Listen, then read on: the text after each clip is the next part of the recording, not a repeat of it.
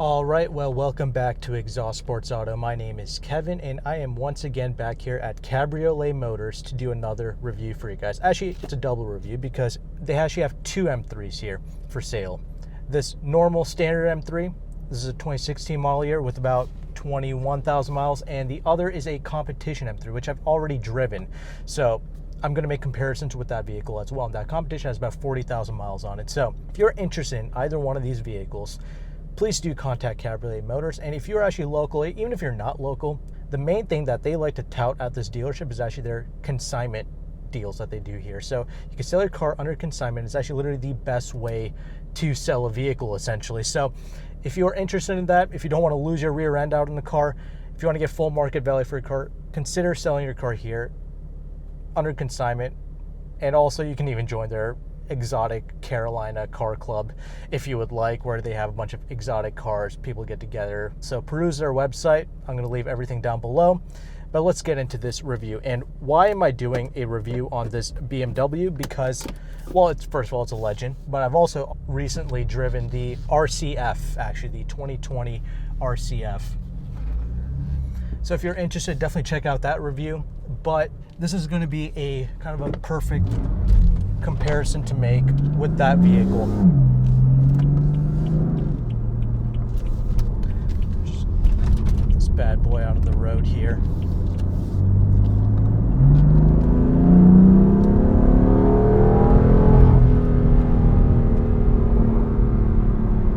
Impressive, but I already knew that because I already drove the competition package. So this particular car, let's start out with the looks, because the looks of these M3s, this is going to be the last M3 you're going to get that looks like this. Let me tell you that, because, you know, if you've seen any of the new renderings, you've seen the new grille on the M3s and the M4s, and it's not pretty. And on Instagram, I posted a little poll, and you guys were like, the new grille on the M4 is hideous. So this is your last chance before they screw everything up. So this looks stunning. This was my most favorite looking M product when it first landed, essentially. I like the way this looks even more than the E92 M3s, all that good stuff, which I've also driven. If you want to check out that review, you may. But what you have to understand about this M3 is it looks perfect from pretty much every angle. You know, this one's orange, the competition car that they have is black.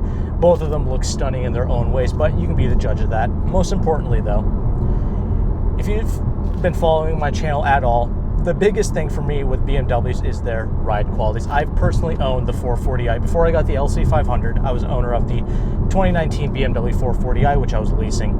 And I've driven the M240i, and that was horrendous. I mean, that thing rode like trash. I could not stand being in that car.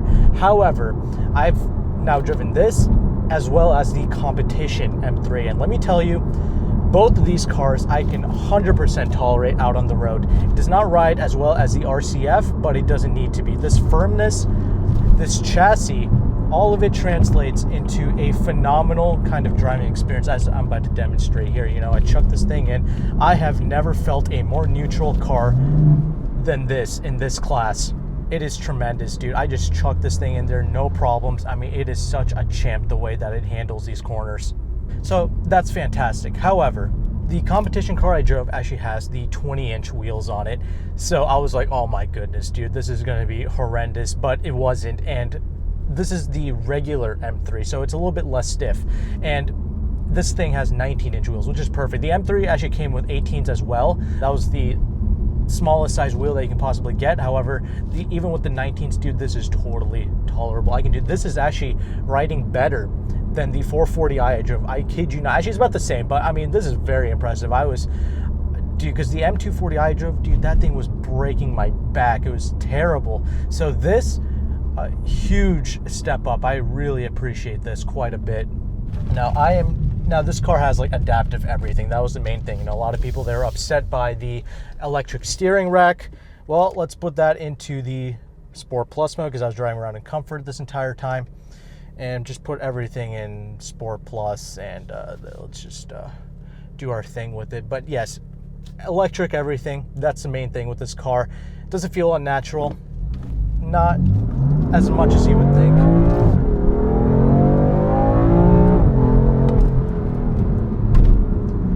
Let me tell you one thing. This is faster than the RCF. However, it's not as charismatic of a motor as the RCF, but I will have to say, the biggest things I've noticed with this car, especially in this class, is chassis and just the reaction of this body, essentially. The competition package, even more so. That's great. And also, yes, this is very quick. I mean, this thing is using that 3-liter inline 6. You know, this is kind of like the first for BMW with the M3s, right? Inline 6 with a twin turbo.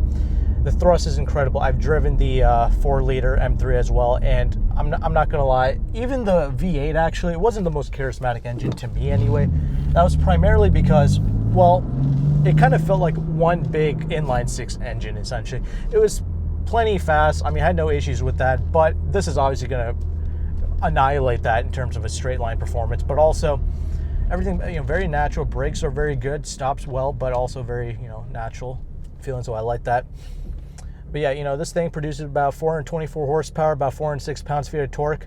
Honestly, I mean, the RCF was incredibly quick, and rightfully so, because it was one of the most powerful cars in this segment, right? 5-liter naturally aspirated V8 with about, you know, had about 472 horsepower, 395 pounds-feet of torque. This has less horsepower, but, you know, because that turbo thrust, it is sensational. And it's just very instantaneous too. There is no lag with this. The 7-speed dual clutch is sensational as well. This is riding softer than the competition package, and it's not really sacrificing much in the way of drivability, but everything was a little bit more instantaneous with the competition package. Everything from the throttle response, it was very touchy, a little bit more so than this vehicle is. But the moral of the story is, I really do genuinely like driving this car. And I'm just saying that because, you know, I'm doing this review for the dealership and all that stuff. If you see any of my reviews, you know how brutally honest I can be and just how much I actually kind of despise some of the BMW M cars, like that M240. The steering was very unnatural. This, not so much. Yes, it's electric. No, it doesn't quite have the steering feel of like a Porsche. You know what I'm saying? I drove the Boxster S. The electric steering rack in the Porsches genuinely feel like a hydraulic steering rack. It is unbelievable what they've been able to do with that car. However, this is still not bad. It's not as bad as the M240i experience. This is not as ridiculous and fake feeling. You know what I'm saying? I can tolerate this. This is actually feeling pretty decent, pretty natural. And I was shocked by that. I almost was ready to kind of roast this car, actually. I did not think I would like this car as much.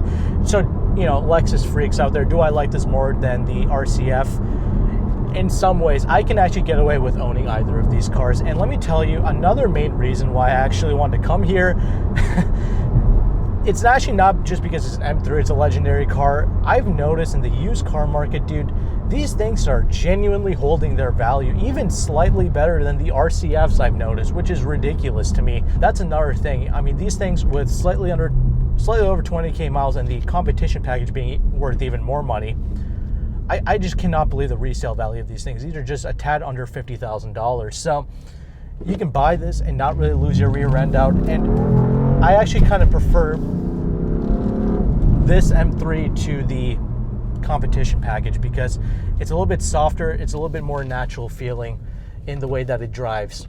Here's another thing you have to realize with this car. I mean, everything from, it's not as twitchy and touchy as the competition package. The competition is not ridiculous, but I kind of like the more natural feel of this a little bit more. You do have to keep in mind, I mean, you know, I was actually driving back in everything Sport Plus mode, okay, with both of these cars, and it's still not too ridiculous. You put this thing in the comfort mode for the shocks, it actually doesn't make a huge difference as much as I would have thought. The AMGs make a far bigger difference when you switch the modes. The RCF didn't do anything either. So that's another thing you have to keep in mind with this car. This is totally appropriate. I can do this. I can daily drive this car, and it is a beast out on the road. It is going to annihilate 90% of the cars. This thing will do 0 to 60 in about 3.9 seconds. I think the competition pack made 3.8, 3.7, something like that. It's got an extra 20 horsepower, 444, whatever. I really don't care. You don't really notice that difference. They're both extremely quick. It's just that competition, a little bit more twitchy, and it's probably going to hold a little bit more value because it is a competition package. That's the only other thing, but I really like this. And is it completely creaked and rattled out? Not too much. That one, the competition, I feel slight little rattles coming from the side kind of doors, but that's about it. It's actually aged pretty damn well. BMWs, even the 440i had, you know, very similar interior layout. Very good job with the interiors. Kind of a pretty solid feeling. I'm glad to say, you know, this one at 21,000 miles rides a little bit softer, smaller wheels. This one's aged a little bit better actually in terms of creaks and rattles, but it's not quite as hardcore as that competition is. But Yes, I do really like this car, actually. It's not my most favorite car I've ever driven in the world or anything like that, but it's pretty good. Out of all the turbo engines, this one has a little bit more characteristic to it because it will rev out to damn near 73 or 7600 RPM. Yeah, 7600 RPM, which is very impressive, and I did that. It won't quite let you bounce off the rev limiter like the RCF. You know, that is, of course, the most charismatic engine you can get in the class.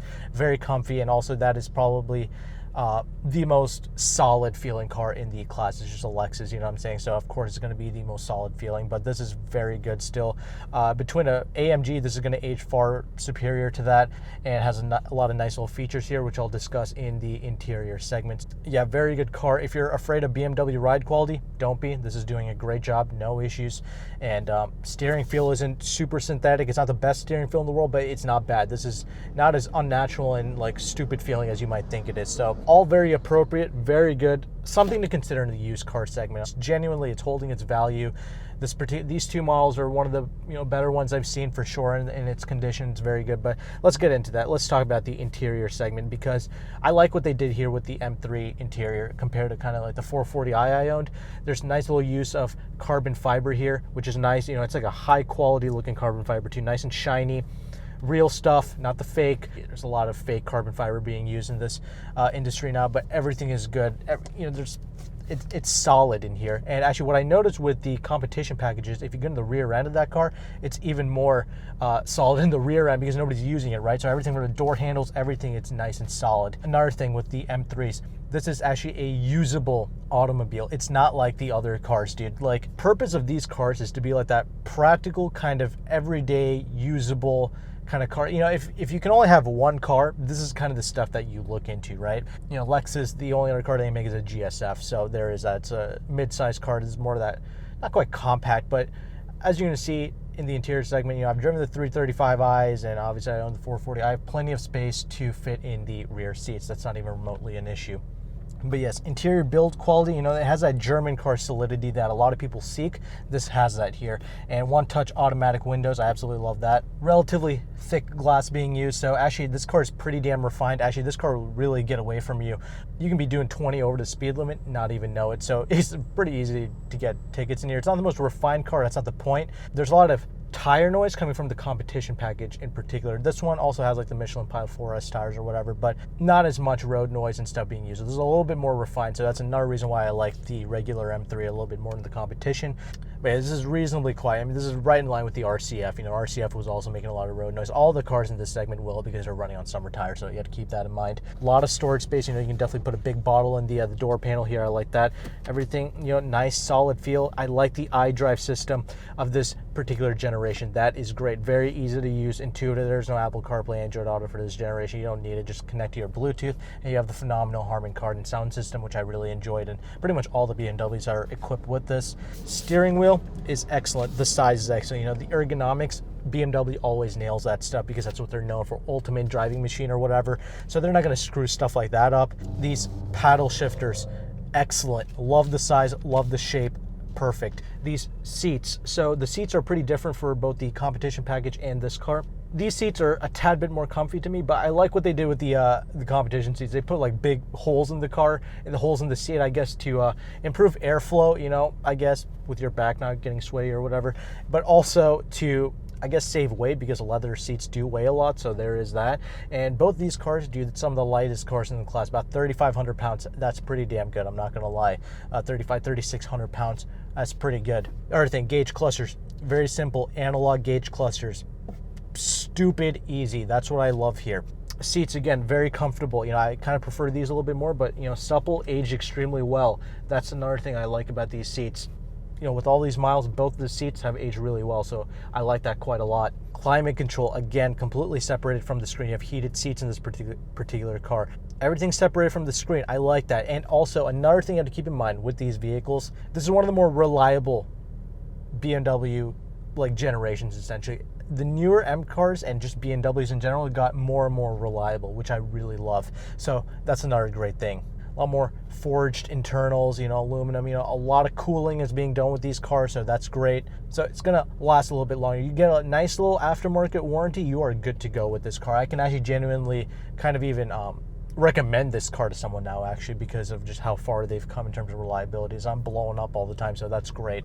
Nice little heads-up display. There's that. Nice little features and stuff. It's not feature packed in here, but it's got the practical stuff you need. You know, like automatic kind of windshield wipers, automatic headlights. Love seeing that. Everything is double. You got to do everything twice. You know, turn off the car. You got to do it twice. You got to pull the door lever twice to get out, I guess. There is no sunroof because it's a carbon fiber roof on these cars. That really aids in the rigidity of these cars because it's the most rigid chassis in this segment. No questions asked.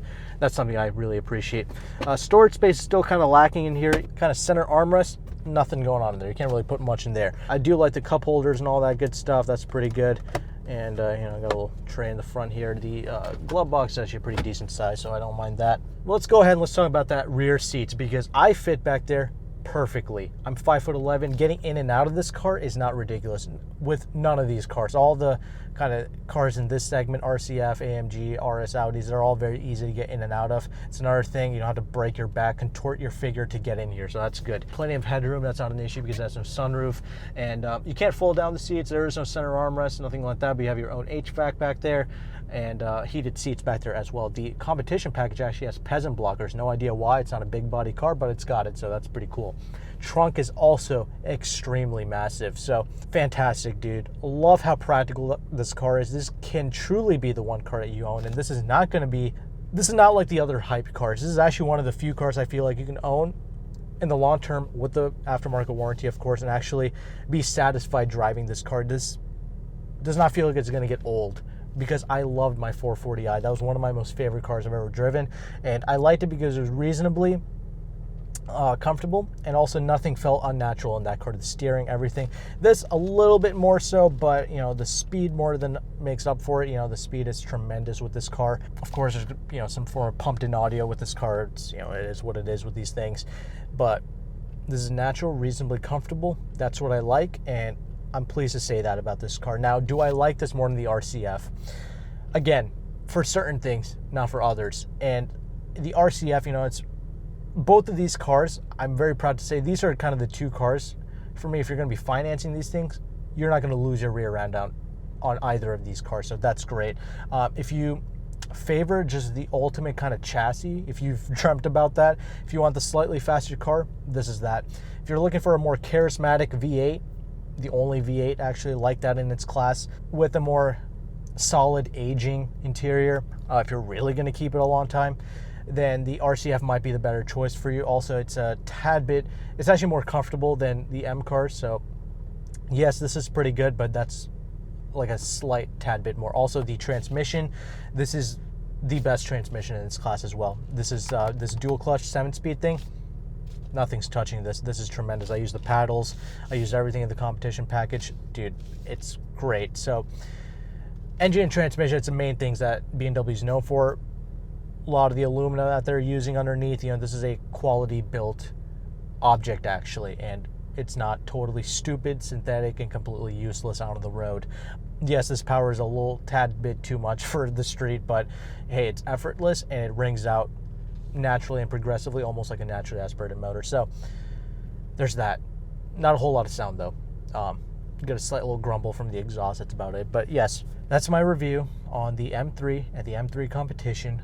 If you have any questions, please leave them down in the comment section below. And if you're interested in either one of these cars or any other car that they have here at this dealership, please do check out their inventory. They have the C8s, they have the Ferraris, they have the everything here. So if you're interested in any car, it's not just those cars, they have normal cars here as well. So definitely peruse their website, see if there's anything else you'd be interested in me reviewing here. I might check out this 120,000 mile Volvo next, but we'll see. Do check out their information. Thank you again for watching. Take care. Goodbye.